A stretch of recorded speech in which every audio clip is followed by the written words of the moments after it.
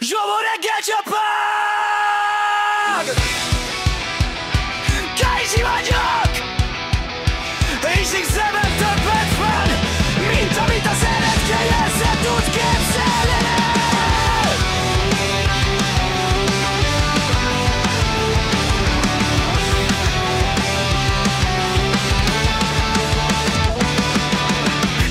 Milliárd, bazd meg, a táskám tele, és minden sarkon egy ügynök lesz rám, hogy elvegen.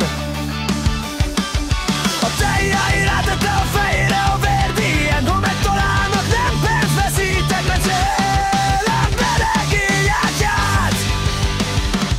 A város tele kamerával, minden léptem figyelik, de Kai nem áll meg, ha 10 utcán kell is menekülni. A szívem pörög, mint egy rosszul megökött turbinás vég, de a szabadság ígérete folytatul, harcol mindentért. Utok, tanúszakér, milliárdom, szengaség benne. Ezek a kapengye lesz, menjutott csíkhelyken, kárjajjon plúl ebben a szemedbe. A telej tele, a telej, milyen tombol liheg, de én túlélek, mert Konyi vagyok, és a szors ellen hiszem nevi megyek.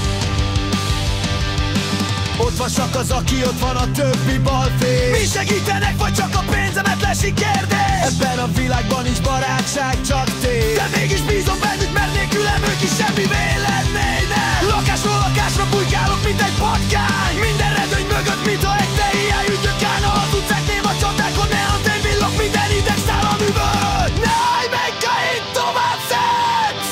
Ez már nem szerencsejáték, ezt túlélünk soha, ahol a pánika fődik.